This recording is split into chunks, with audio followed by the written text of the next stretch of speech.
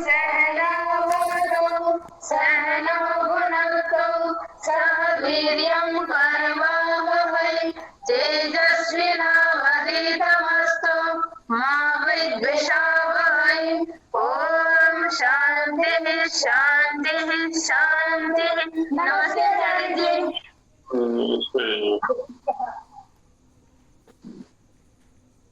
पूर्वस्मिन् पाठे अस्माभिः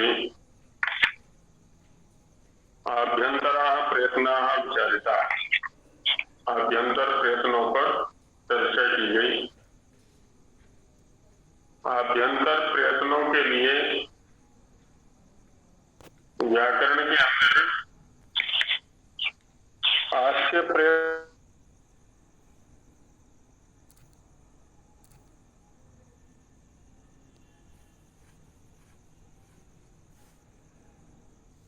आचार्य जी आपकी आवाज नहीं आ रही है। आपका माइक बंद है आचार्य जी।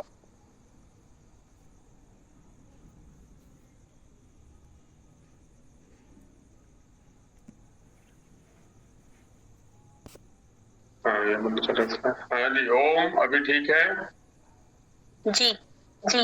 हाँ जी। तो विगत पाठ में हमने आभ्यंतर प्रयत्नों पर चर्चा की। आभ्यंतर प्रयत्न के लिए व्याकरण में आस्य प्रयत्न शब्द का प्रयोग हुआ है। जिन्होंने अष्टाध्यायी का थोड़ा बहुत अभ्यास किया है तो आरंभ में ही प्रथम पाद में नवम सूत्र है तुल्यास्य प्रयत्नम सवर्णम, तो वहां आस्य प्रयत्न शब्द का प्रयोग है। आस्य माने मुख और उसमें होने वाला जो प्रयत्न है उसको आस्य प्रयत्न का है और शिक्षाकारों ने उसी को आभ्यंतर प्रयत्न नाम से कहा है। तो इसमें लगभग सभी वर्णों पर चर्चा की गई। स्पर्श, अंतस्थ, ऊष्म और स्वर,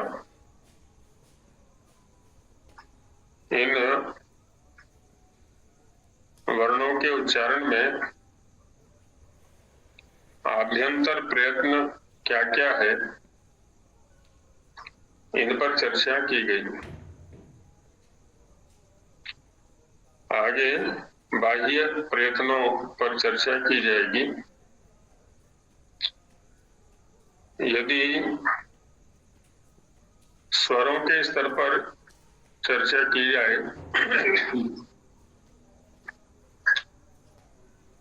तो सत्यवान जी स्वरों के लिए किस आभ्यंतर प्रयत्न का प्रयोग होता है?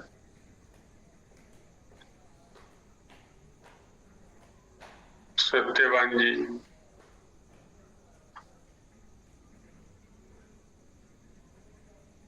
सत्यवान जी अभी उपस्थित नहीं है लगता है।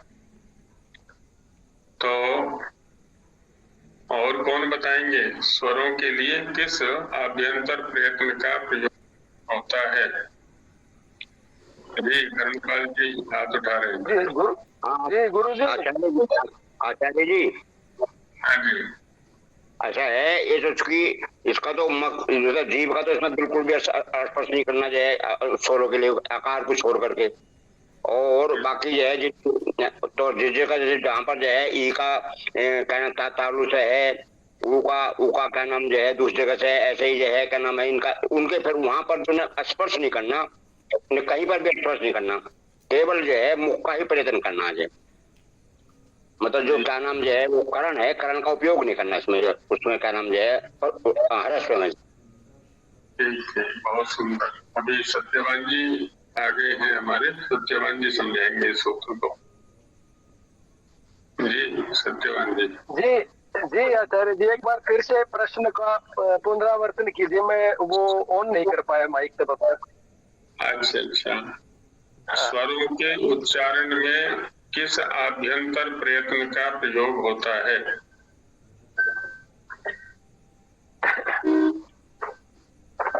जी आचार्य जी, स्वरों के उच्चारण में जैसे हम ये आकार के उच्चारण में तो जो कंठ का है,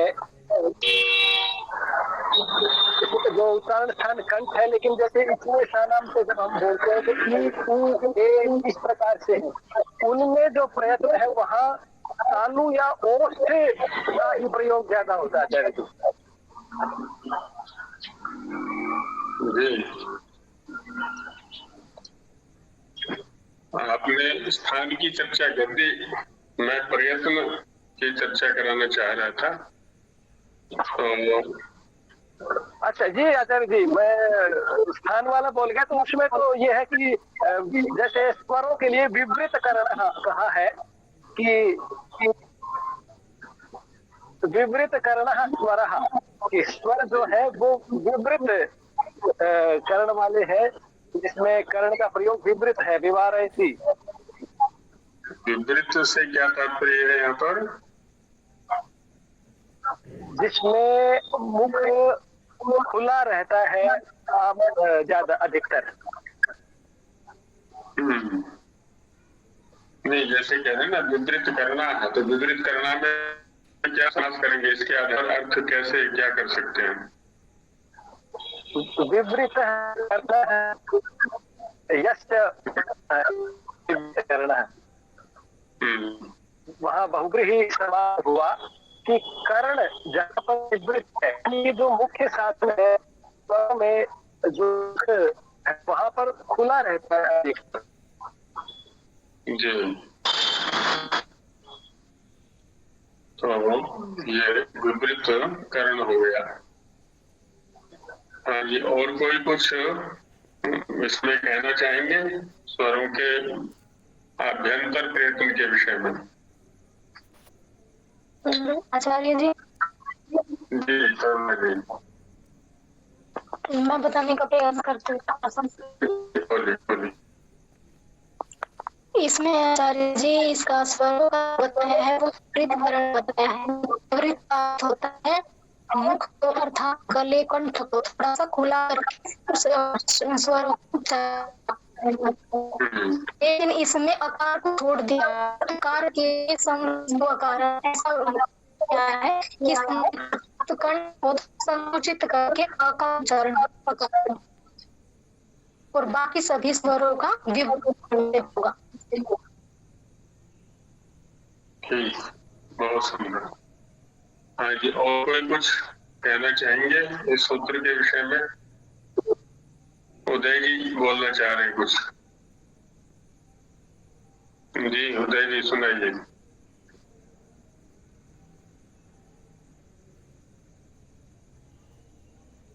हाँ जी उदय जी, आपका माइक बंद है, माइक खोलिए पहले।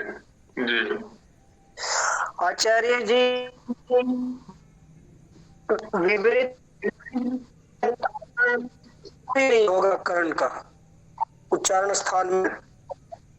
कर्ण से क्या तात्पर्य है यहाँ पर? है जी, कर्ण से क्या तात्पर्य लिया जाए? कर्ण माने कर्ण प्रयत्न का जो ओष्ठ है, ओष्ठ भी में ओष्ठ का स्पर्श नहीं होगा। इस तरह से अलग अलग स्पर्श नहीं होगा, मतलब सिर्फ प्रयत्न होगा की तरफ।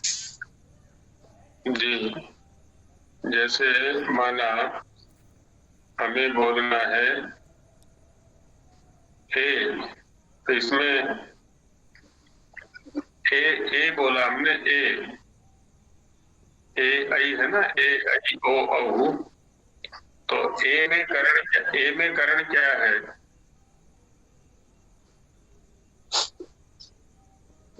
करण को जाकर हम विपरीत को देखेंगे तो कैसे देखेंगे हम, किस? हाँ जी, ये भूल गया जी वाले का, इनका तो विसर्जनीय में है जी। जी, कंठ स्थान है, कर्ण नहीं है। कंठ जो है ना स्थान है। अच्छा जी। चलिए किन्हीं और से समझ लेते हैं। जी। और कोई समझाए सूत्र को विपरीत करना स्वराह में।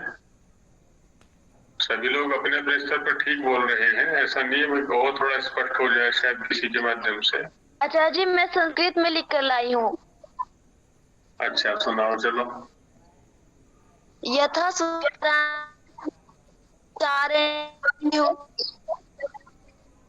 किंतु स्पर्श एव करोति एतस्य ईशगत्वा प्रयतति। बहुत सुंदर। तो और कोई समझाएंगे? जी हाँ जी, उदय जी फिर से बोलना चाह रहे हैं कुछ? हाँ जी, ये जीव का ये जीव है। जिह्वा करना है यहाँ पर। हाँ जी। तो जिह्वा अपने जहाँ उसका स्पर्श होना चाहिए तो स्पर्श नहीं करती है, अपितु दूरी बना करके रखती है जी। या जिस वर्ण के उच्चारण में जो कर्ण है ना, कहीं ओष्ठ है, कहीं श्रिकणी है, कहीं श्रिकणी तो नहीं है, और जिह्वा के अलग अलग अवयव हैं। जिह्वाग्र है, जिह्वोपाग्र है, जिह्वा मध्य है, जिह्वा मूल है, ये सभी क्या है? कर्ण है। तो इन कर्णों का उस वर्ण के उच्चारण में स्थान पर स्पर्श नहीं होता, तो दूरी बना करके रखी जाती है। तो क्योंकि विपरीत का अर्थ होता है बापा, दूरी बना करके रखना। जी। समृत प्रकार। अर्चना जी इससे क्या कहना चाहते हैं आचार्य? जी आचार्य जी, आकार का जो होता है ना, कंठ को है, इसलिए वैसे के हैं। तो मतलब उसका स्वरूप जो है वो समृत वाला है कि विपरीत वाला है? जी स्वरूप तो समृत वाला है, परंतु हमको व्याकरण का कार्य करने के लिए उसको विवृत बनाना ही पड़ेगा। विपरीत है ना, ठीक कहा आपने कि इसकी सवर्ण संज्ञा करनी है, और सवर्ण संज्ञा के लिए आस्य प्रयत्न माने आभ्यंतर प्रयत्न की तुल्यता होनी अनिवार्य है। और यहाँ भिन्न भिन्न प्रयत्न हो गए, ह्रस्व का समृत है और दीर्घ का विपरीत है, दोनों में सवर्ण संज्ञा नहीं हो सकती। इसलिए व्याकरण प्रक्रिया की उपपत्ति के लिए हम ह्रस्व को भी विपरीत कह देते हैं। उच्चारण समृत ही होगा, लेकिन व्याकरण की प्रक्रिया के लिए उसको विपरीत कह दिया जाता है। ठीक बात है। चलिए आगे बढ़ें। किन्हीं का कुछ विचारणीय तो नहीं है? बाह्य प्रयत्नों में चलते हैं।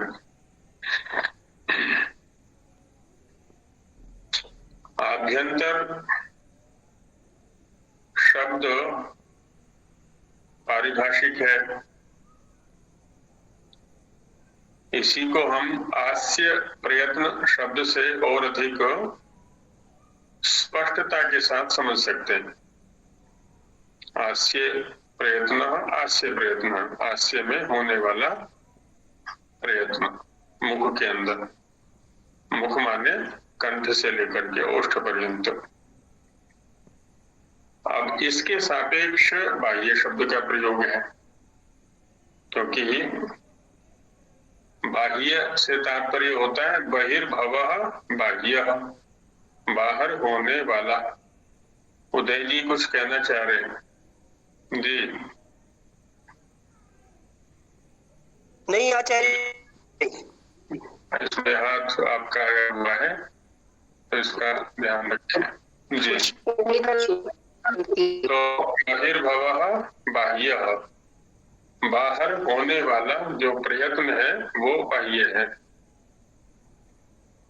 वर्ण की उत्पत्ति की प्रक्रिया पर जब चर्चा चल रही थी, वहां 2 स्तरों पर चिंतन किया गया था।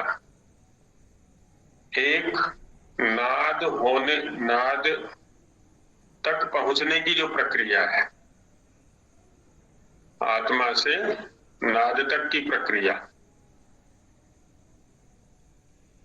शरीरात् समुच्चरण वक्त्रम उपैति नाद। तो वक्त्र माने वक्त्रमुख।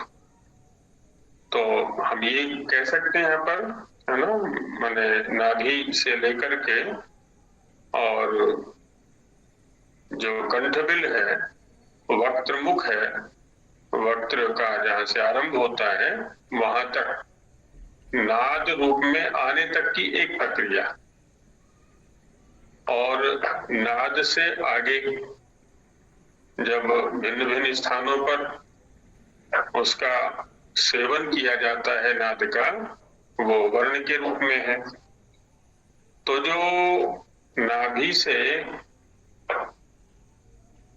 नाद तक या कंठबिल तक जो प्रयत्न हो रहा है, उसको हम बाह्य प्रयत्न कह सकते हैं, क्योंकि ओष्ठ के बाहर तो कोई प्रयत्न नहीं है हमारा। तो कंठबिल के बाहर या मुख से बाहर माने कंठबिल से अंदर की ओर, नीचे की ओर, उसी को बाहर की ओर शब्द का प्रयोग कर दिया है मुख के सापेक्ष। उत्पत्ति क्रम में देखा जाए तो पहले उसका प्रयोग होता है, जिसको हम बाह्य प्रयत्न कह रहे हैं। आभ्यंतर प्रयत्न का प्रयोग बाद में होता है, क्योंकि अंदर की प्रक्रिया पहले हो रही है। आत्मा, बुद्धि, मन, कायाग्नि, वायु और ऐसी आगे बढ़ते हुए नाद तक की प्रक्रिया है, ये पहले होती है। उसके बाद भिन्न भिन्न स्थानों वाली जो प्रक्रिया है वो बाद में होती है। तो इसका मतलब बाह्य प्रयत्न पहले हुआ, आभ्यंतर प्रयत्न बाद में हुआ। उपलब्धि क्रम की दृष्टि से देखें हम, वर्णों की जो उपलब्धि हो रही है हमें, वो साक्षात आभ्यंतर प्रयत्न के द्वारा हो रही है। आभ्यंतर प्रयत्न का हमारी दृष्टि से उपलब्धि के स्तर पर सीधा संबंध है। या बाहर से अंदर की ओर चलेंगे तो पहले आभ्यंतर प्रयत्न की उपलब्धि हो रही है हमें, है ना। वर्ण की उपलब्धि में जो निमित्त बन रहा है वो आभ्यंतर प्रयत्न बन रहा है साक्षात। इसको ऐसा समझ सकते हैं हम, जैसे कोई वस्तु हमें चाहिए, चाहे गेहूं चाहिए या मीठा चाहिए, वस्त्र चाहिए, जो भी है, तो हम दुकानदार के पास जाते हैं।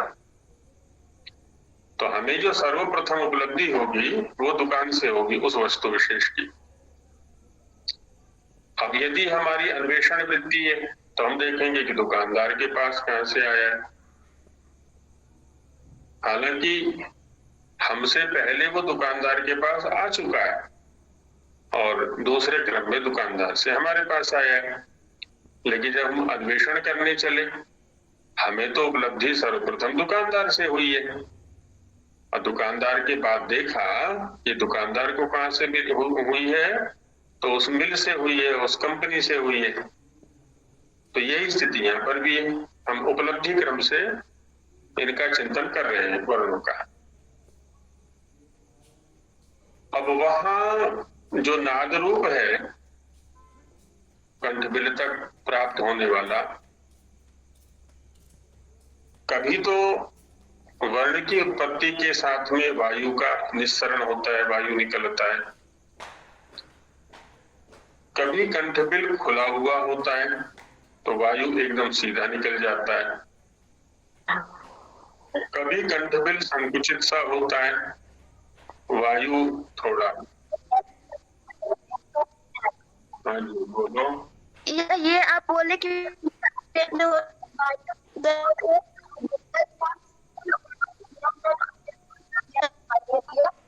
हाँ, तो मैं दोनों तरफ से बोल रहा हूँ। मैंने कहा ना कि वर्णों की उपलब्धि की दृष्टि से हमें जो वर्णों की उपलब्धि हो रही है वो स्थान पर हो रही है, और स्थान पर जो प्रयत्न है वो आभ्यंतर प्रयत्न है, बाह्य प्रयत्न नहीं है। फिर हम उसको अंदर खोजते हैं तो देखा कि अंदर बाह्य प्रयत्न भी है उपलब्धि की दृष्टि से। यदि प्रक्रिया दशा में देखेंगे तो बाह्य प्रयत्न पहले, आभ्यंतर प्रयत्न बाद में। उपलब्धि की दृष्टि से देखेंगे, हमें साक्षात उपलब्धि बाह्य आभ्यंतर प्रयत्न से हो रही है, उसके बाद हम बाह्य प्रयत्न को देखते हैं। चिंतन की दिशा में भेद है, मौलिक भेद कुछ नहीं है। जैसे पंच महाभूतों पर चिंतन किया जाता है या सृष्टि की प्रक्रिया पर चिंतन करते हैं, कुछ लोग कार्य से कारण की ओर चिंतन करते हैं और कुछ लोग कारण से कार्य की ओर चिंतन करते हैं। माने एक उत्पत्ति क्रम, एक का विनाशक क्रम कह लें या प्रलय क्रम कह लें। जैसे कि सूक्ष्म से स्थूल की ओर चिंतन है, स्थूल से सूक्ष्म की ओर चिंतन है। तो चिंतन तो दोनों ही दृष्टियों में वस्तुपरक है, बस केवल दृष्टि में भेद है। तो अब बाह्य प्रयत्न, तो प्रत्येक वर्ण के साथ में अलग अलग परिस्थितियां हैं कंठ की। अंदर से आने वाला जो वायु है, कभी वो समृद्ध कंठ के साथ आता है, कभी विवृत कंठ के साथ आता है, कभी उसमें कुछ घोष ध्वनि होती है, कभी घोष ध्वनि नहीं होती है। तो उन्हीं पर चर्चा अलग अलग वर्णों के द्वारा किए जाएगी यहाँ पर। अथ बाह्याः प्रयत्ना, बाह्य शब्द पर चिंतन हो गया है हमारा। बहिर्भवाः बाह्या, बाहर होने वाले। और बाह्य शब्द का प्रयोग हम क्यों कर रहे हैं इसके ऊपर भी चिंतन हो गया है कि आस्य की दृष्टि से बाह्य शब्द का प्रयोग है यहाँ पर। अब देखिए कौन कौन से वर्ण किस किस बाह्य प्रयत्न की सहायता से उच्चरित होते हैं। वर्गाणाम प्रथम द्वितीयाः, वर्ग से तात्पर्य, वर्ग जो है ना यहाँ पर ये पारिभाषिक शब्द है, प्रसिद्ध शब्द है या रूढ़ शब्द है। वर्ग कहते ही 5 वर्ग लिए जाते हैं, कु चु टू तो पु, कवर्ग चवर्ग टवर्ग तवर्ग और पवर्ग, ये 5 वर्ण उसमें आते हैं। तो उसमें कहते हैं कि वर्गाणाम प्रथम द्वितीयाः, प्रथम और द्वितीय वर्ण। प्रथम द्वितीय में आगे क ख छ छ ट ठ त थ प फ, ये प्रथम द्वितीय वर्ण आगे। श श विसर्जनीय जिह्वामूलियो पदमानीयाः, तो तीनों शकार यहाँ पर आ गए ना, श तालव्य, श मूर्धन्य, स दंत्य, विसर्जनीय। और चूंकि जिह्वामूलीय और उपधमानीय का जो अस्तित्व है वह भी जिह्वामूलीय का अस्तित्व है कवर्ग के प्रथम 2 वर्णों के साथ क ख, और उपधमानीय का जो अस्तित्व है वो पवर्ग के प्रथम 2 वर्णों के साथ है प फ के साथ, इसलिए उनको भी यहाँ ले लिया गया है।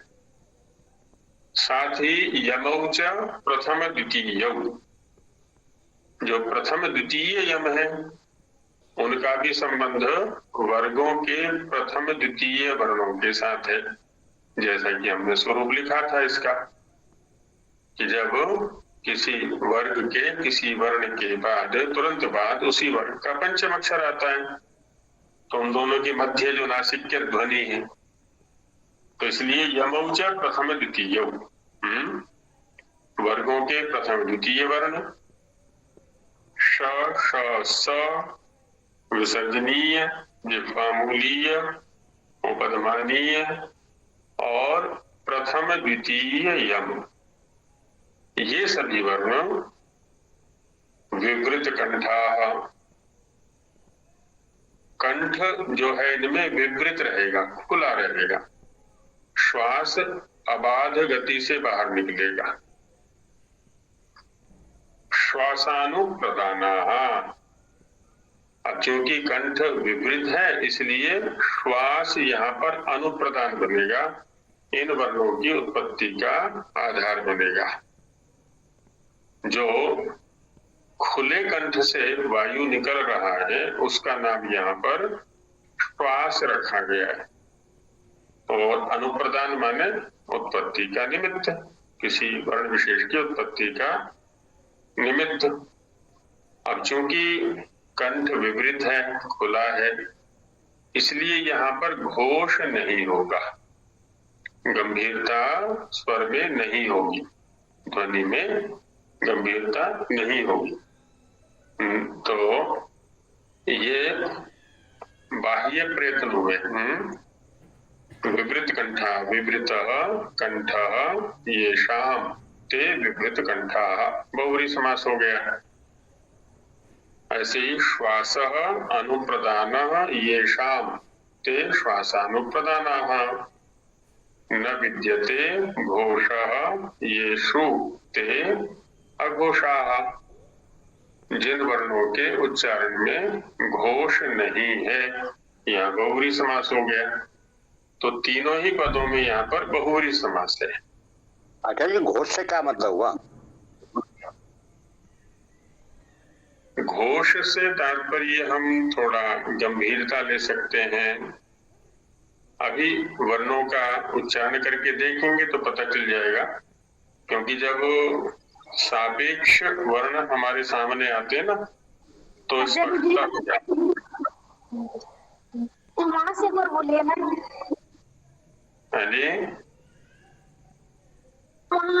लिख नहीं पाए।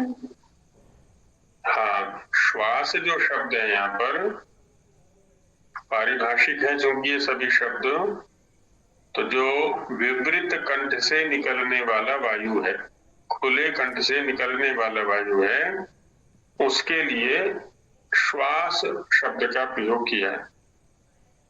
अब देखिए 63वें वर्ष में वर्ण, उसमें सूत्र में घोषवंत, वहां पर घोष शब्द का प्रयोग है।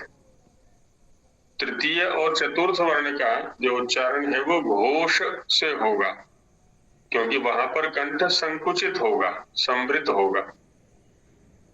अब है ना, जब इनका उच्चारण करेंगे तो वहां स्पष्टता हो जाएगी। जैसे क ख ग, अब देखिए ध्वनि पर ध्यान दें हम, ग घ ग घ क ख, ग घ गूंज सी भी है कुछ, और उसमें तृतीय चतुर्थ में कुछ ध्वनि में अंतर है कि नहीं है, देखें दोनों के सापेक्ष। ये बात है, वो मतलब है घोष वाली तो गूंजेगी रहे, घोष वाली नहीं गूंजेगी, ये बात थोड़ा सा ये कह सकते हैं, ये कह सकते हैं। अब जैसे प फ ब भ प फ ब भ भ, भारीपन आ रहा है तीसरे चौथे वर्ण में। तीसरे चौथे उसमें वर्ण में जो है ना थोड़ा घोष है।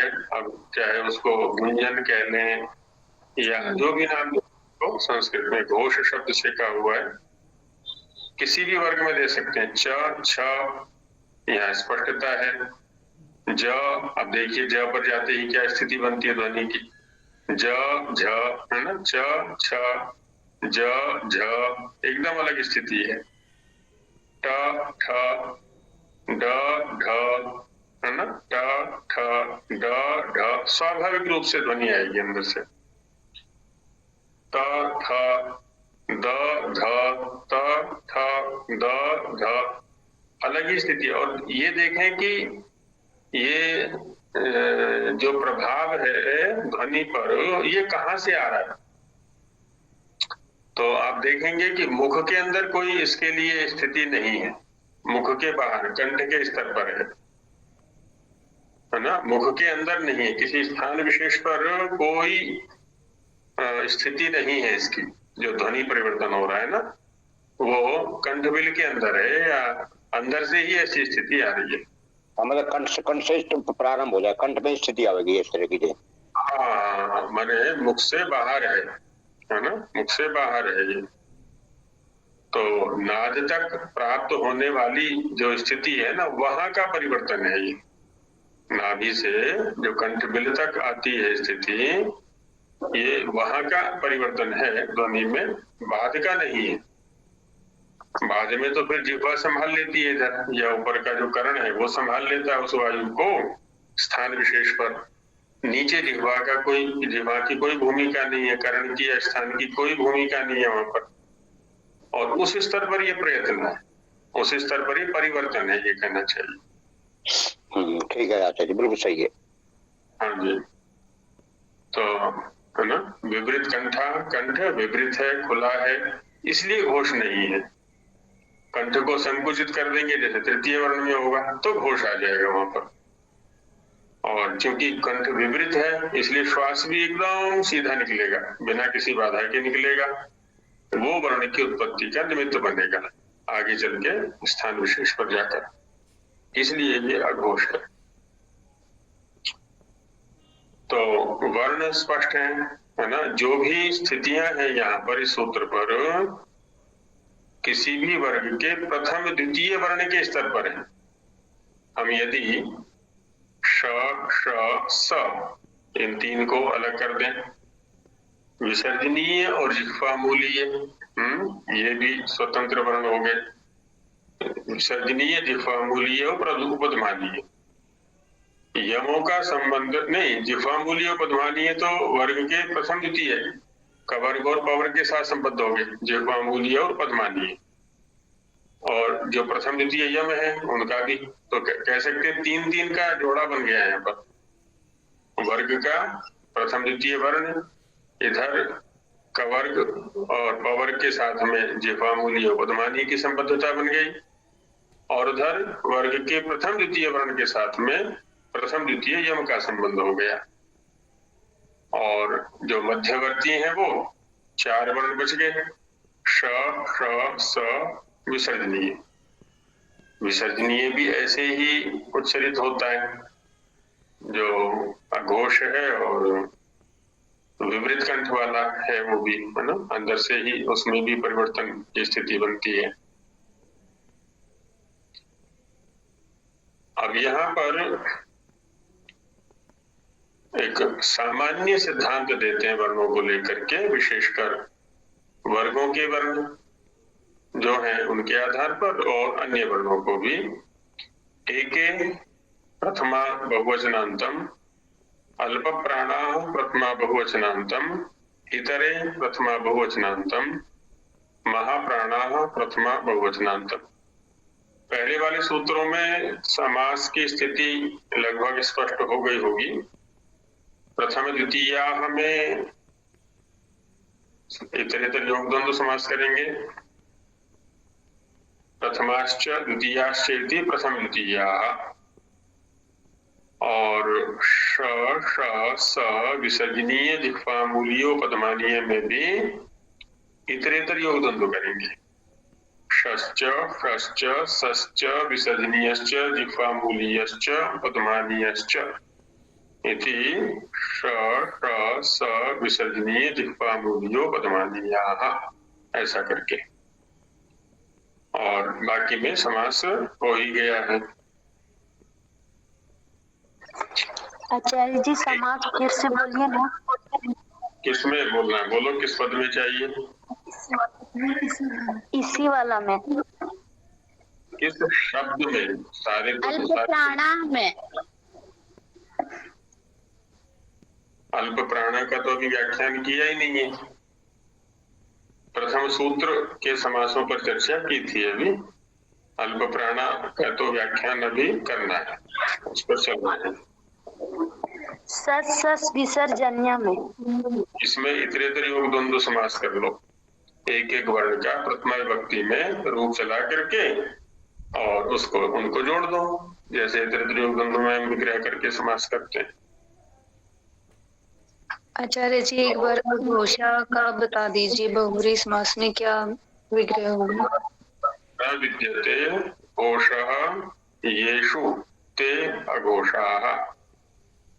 न विद्यते घोषः येषु अथवा अविद्यमानः घोषः येषु अथवा येषाम भी कर सकते हैं, येषु अथवा येषाम। येषु माने येषु वर्णेषु या येषाम वर्णानाम उच्चारणे, ऐसा कर सकते हैं। तो अविद्यमानः शब्द से भी कर सकते हैं और न विद्यते शब्द से भी कर सकते हैं।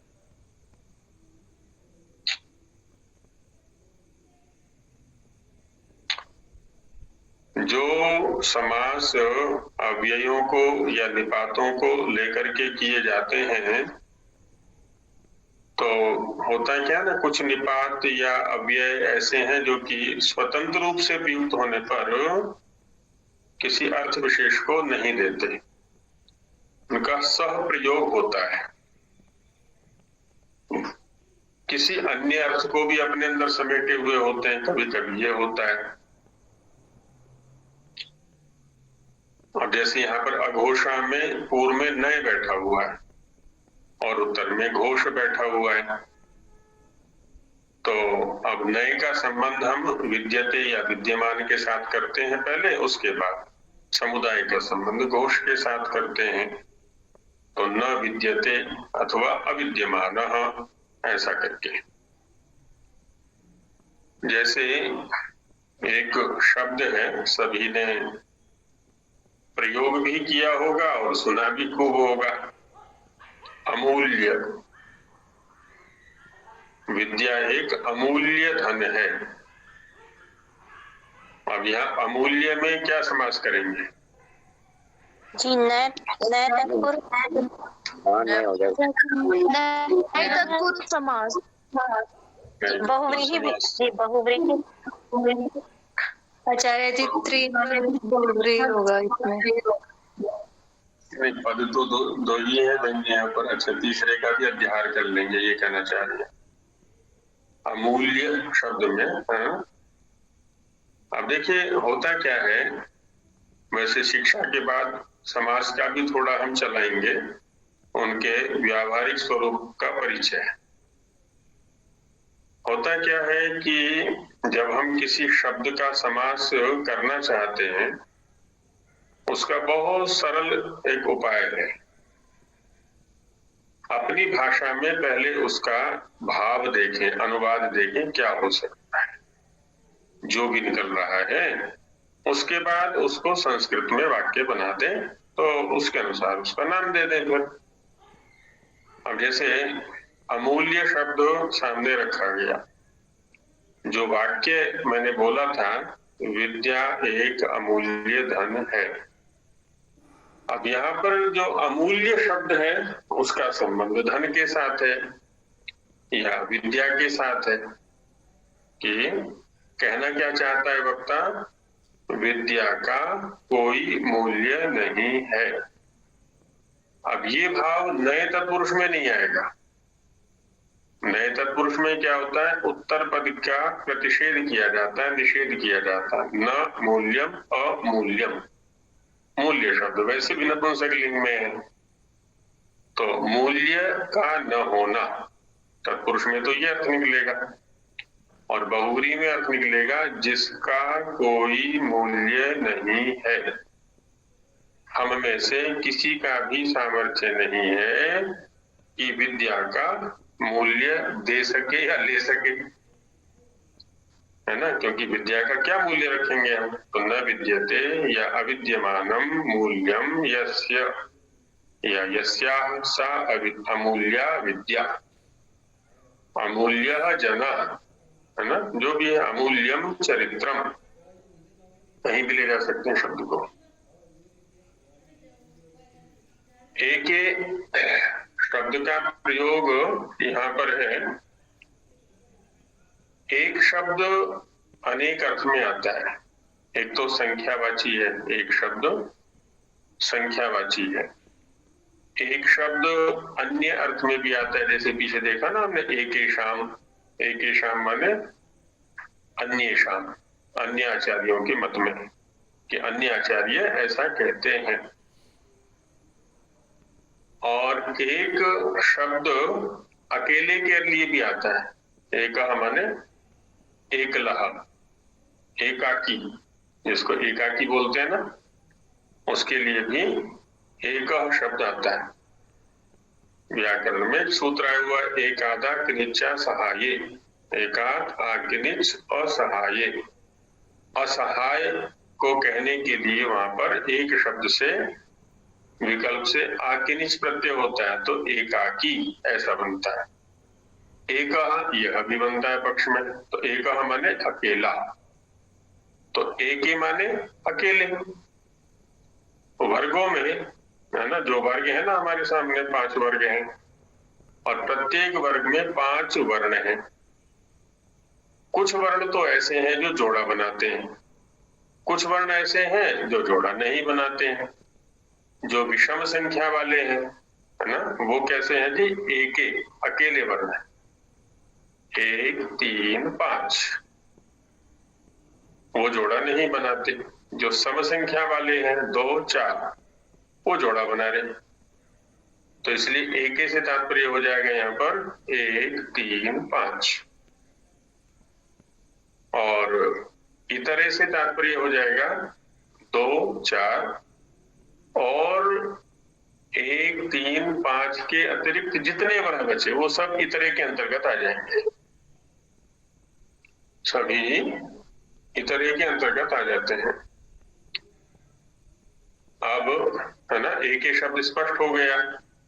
अब अल्प प्राणः को देखते हैं, है ना। अल्प प्राणः में बहुरी समास करेंगे, अल्प प्राणः येषाम ते अल्प प्राणः, है ना, जिनके उच्चारण में अल्प प्राण का प्रयोग होता है, वो हो गए अल्प प्राण।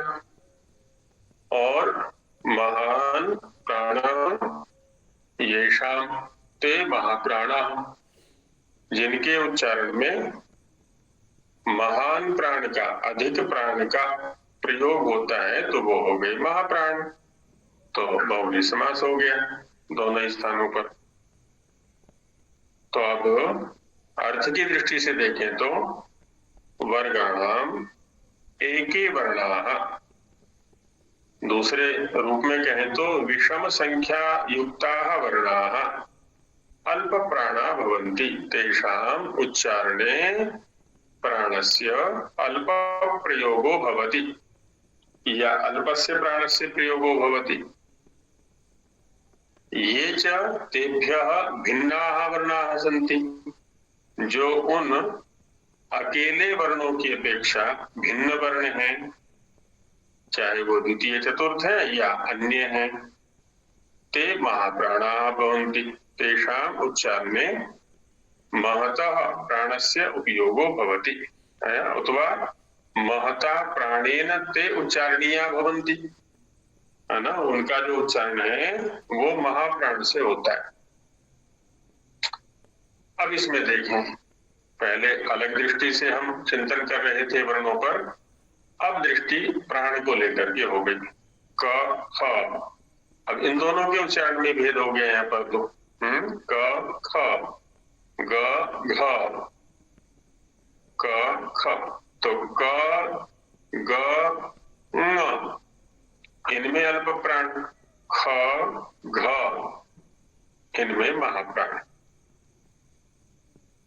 अपने अपने स्तर पर उच्चारण करके देखें और ध्यान कंठ बिल की ओर लेके जाएं। मुख पर ध्यान ना दें, स्थान और आभ्यंतर प्रयत्न पर ध्यान नहीं देना है।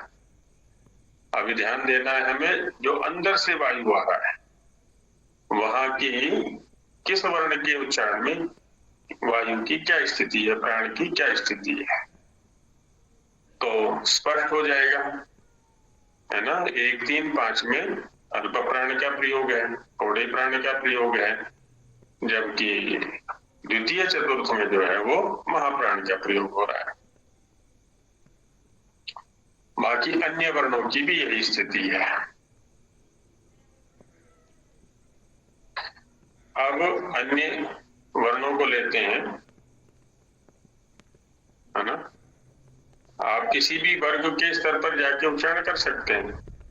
प फ, प फ, ब भ, ब भ म, प प ब म,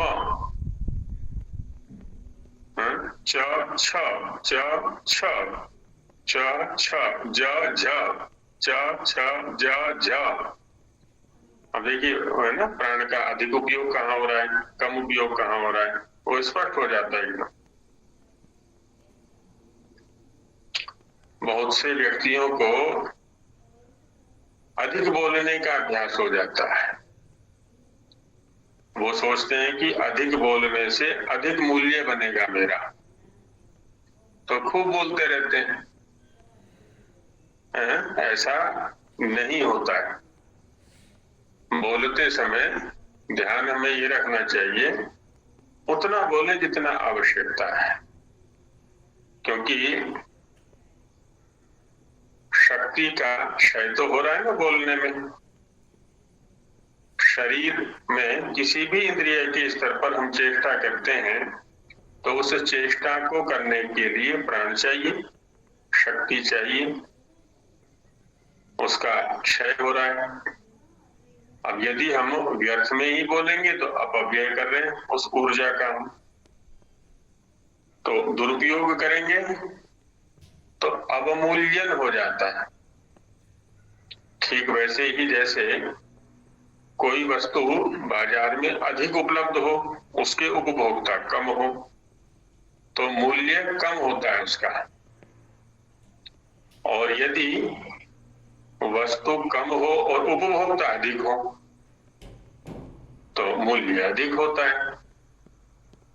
तो जब हम नपातुला बोलेंगे, कम बोलेंगे, आवश्यकता के अनुसार बोलेंगे, अवसर या समय के अनुकूल बोलेंगे, तो एक तो अपनी शक्ति का भी हम संचय कर रहे हैं, सुरक्षा कर रहे हैं, और दूसरा हमारे शब्दों का मूल्य बढ़ रहा है। चिंतन में गंभीरता आती है, कम बोलने से चिंतन में गंभीरता आती है। उदय जी कुछ कहना चाह रहे हैं और प्रीति जी भी कुछ कहना चाह रही है। हाँ जी उदय जी। आचार्य जी मैं पूछना चाह रही थी। जी प्रीति जी। आचार्य जी आपके अनुसार हमें बोलकर पढ़ना चाहिए या मुंह करना चाहिए? कहाँ पर? कुछ भी अध्ययन कर रहे हो तो उसके स्तर पर बताइए। मतलब हम क्या करते हैं एग्जाम को से रिलेटेड। शुद्ध उच्चारण करने का अभ्यास करना है, तब बोलकर पढ़ने का लाभ है यदि सामने वाला उस शुद्धता या अशुद्धता को जानता हो। क्योंकि शब्द का जो उच्चारण किया जाता है वो दूसरे की दृष्टि से किया जाता है सदा, और दूसरा कोई सुनने वाला नहीं है तो अपने अंदर अंदर पढ़े उसको। दूसरा क्या है, हमें कहीं भाषण का अभ्यास करना है, कहीं सभा में बोलने के लिए अभ्यास करना है, तो भी हम आरंभ में बोल करके उच्चारण करके अभ्यास कर सकते हैं। वैसा नहीं है तो संभव है कहीं ना कहीं हम दूसरों को बाधित कर रहे हो। हम बोल करके पढ़ेंगे और पास वाले कमरे में कोई सोना चाहते हैं या वो भी पढ़ना चाहते हैं, तो कोई भी क्रिया करते समय हमें ये ध्यान में रखना है कि मेरी किसी क्रिया से दूसरे को बाधा तो नहीं पहुंच रही है, नहीं तो उतने स्तर पर मैं ऋणी हो रहा हूं उसका या पाप का भागी बन रहा हूं, क्योंकि व्रत में ही उसके ध्यान में या उसकी क्रिया में मैं बाधा उपस्थित कर रहा हूं। तो ये देख लें, मैं उसका मतलब प्रयोजन क्या है, प्रयोजन के सापेक्ष किसी भी क्रिया को किया जाए, ऐसा रहता है। जी स्थिति के अनुसार। हाँ स्थिति के अनुसार और व्यर्थ में ही बोलेंगे तो अपनी शक्ति का क्षय करेंगे। यदि बोल करके पढ़ने की आवश्यकता नहीं है, किसी को सुनाना नहीं है, कोई शुद्धोच्चारण का अभ्यास भी हम नहीं कर रहे हैं, कहीं हमें प्रवचन भी नहीं दे रहा है, कहीं सभा में बोलना भी नहीं है, तो अपना शांति से पढ़े, मन मन में पढ़े उसको। हाँ जी, उदय जी कुछ कहना चाह रहे हैं सर।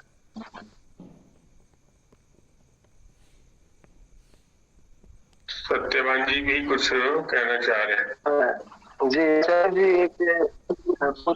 एक प्राणा इतरे महाप्राणा में जो इसका अर्थ आप के प्रथम, तृतीय और पंचम जो विषम संख्या हमने ग्रहण किए एक के शब्द से, इसका एक बार फिर वो कारण बताओ कि एक के शब्द में विषम संख्या ही क्यों ग्रहण किया हमने वहां समझा।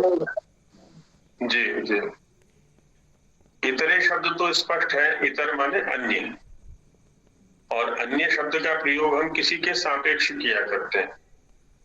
यदि एक ही शब्द हमारे लिए स्पष्ट है तो इतरे शब्द स्वतः स्पष्ट हो जाएगा।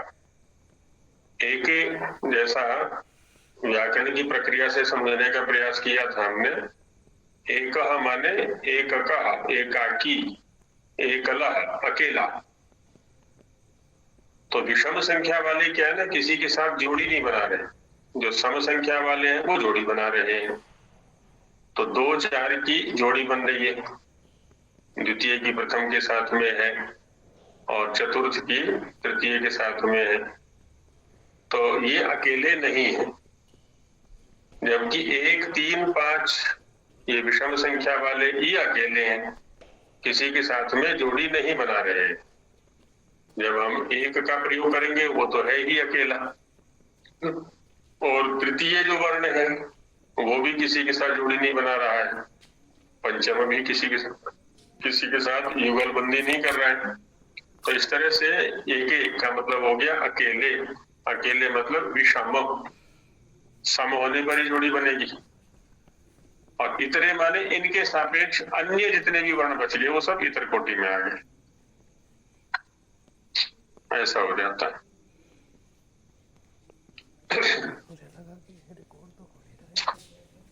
तो ये सूत्र संभवतः स्पष्ट हो गया होगा। अपने अपने स्तर पर वर्णों का उच्चारण करके भी देख सकते हैं कि विषम संख्या में अल्प प्राण का प्रयोग हो रहा है और अन्य वर्णों के उच्चारण में महाप्राण का प्रयोग हो रहा है।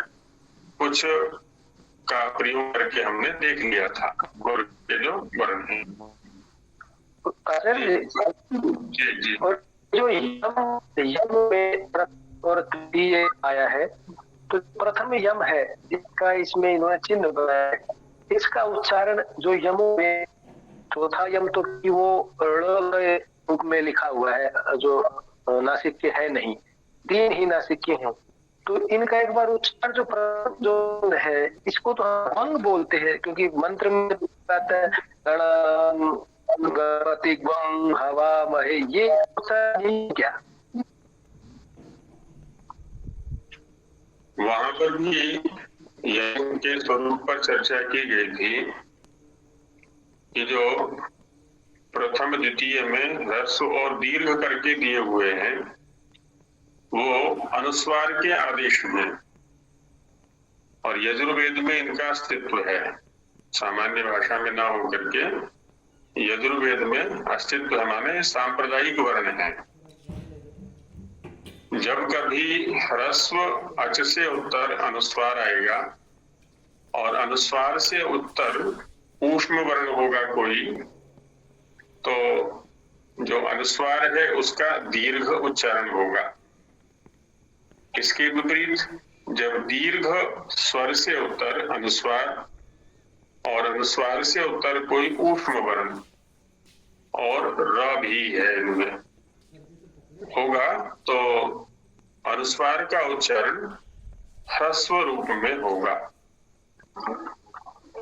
यहाँ पर क्या है, इतना स्पष्ट है, ये व्यंजन है जो वो आधी मात्रा का होता है। आदि मात्रा से अधिक का व्यंजन नहीं होता है।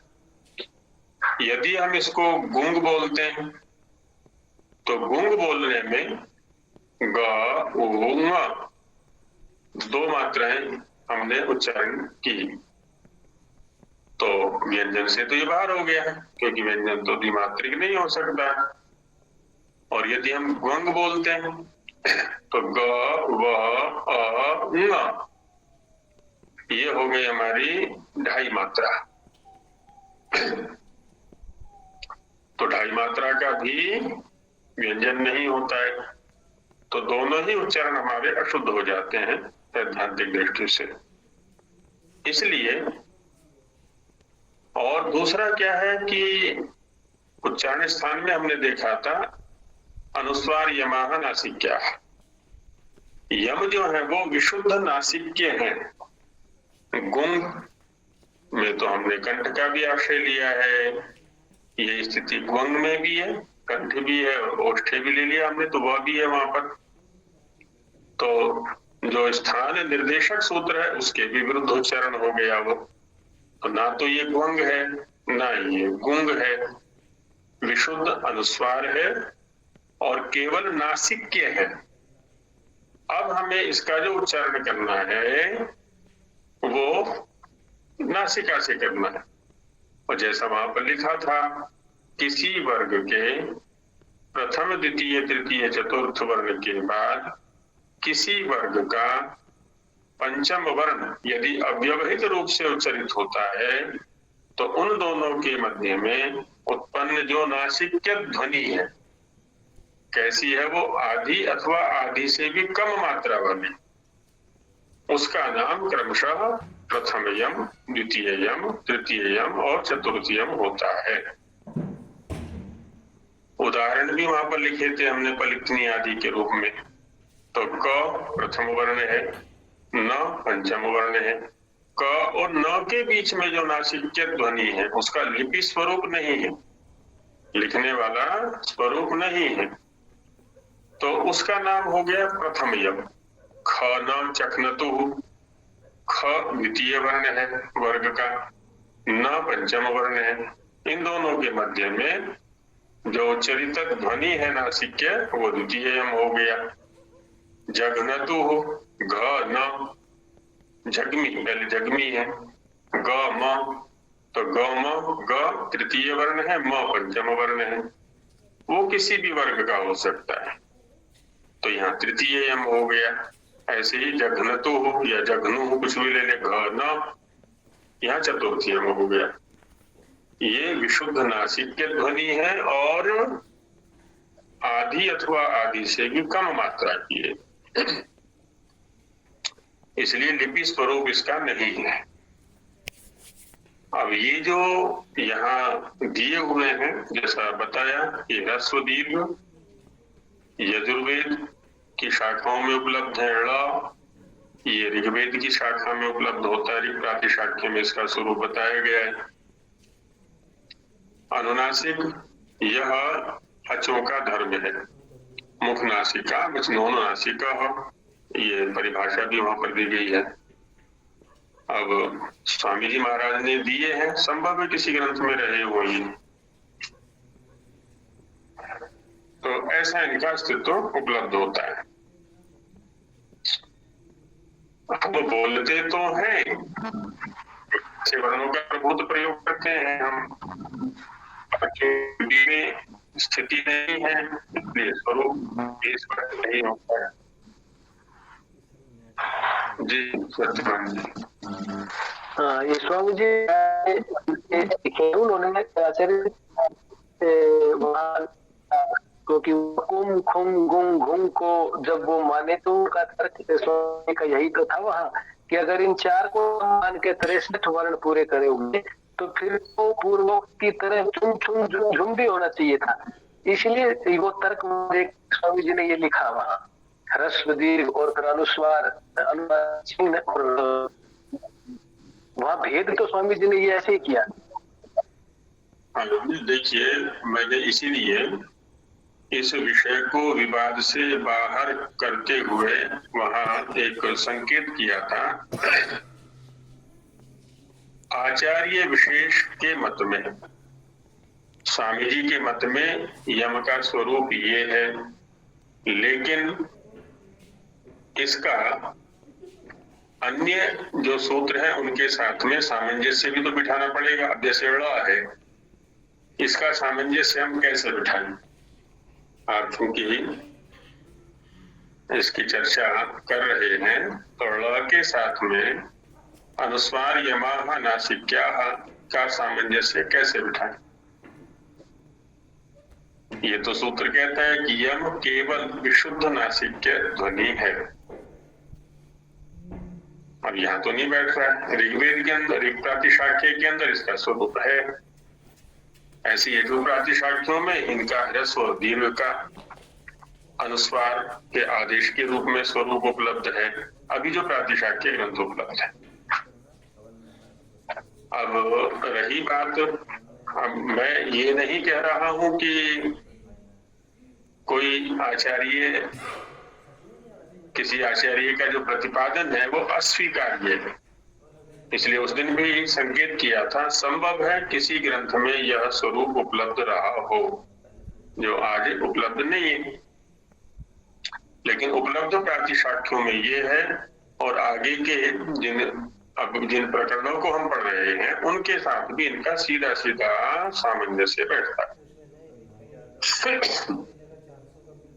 चाहे वो स्थान विधायक सूत्र हो, वो चाहे यहाँ बाह्य प्रयत्नों में चर्चा है तो यहाँ भी मेल खा रहा है ये, क्योंकि जिस वर्ग के जिस वर्ण का आश्रय लिया है उसी यम का भी आश्रय लिया है।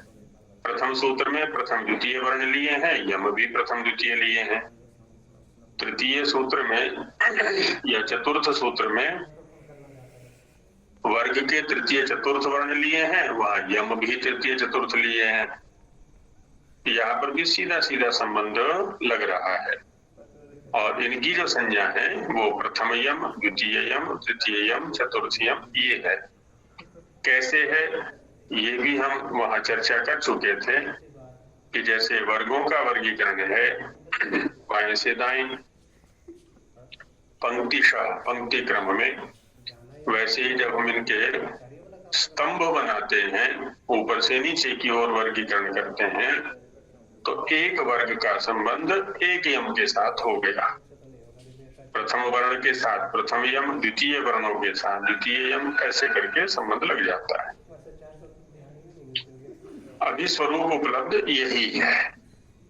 और आगे के शिक्षा सूत्रों के साथ भी उसका सामंजस्य बैठता है। बात ये है। तो आज यही विराम लेते हैं, कल तो अवकाश का काल रहेगा, आगे बात चलेगा फिर बाद में। जी विरम्यता।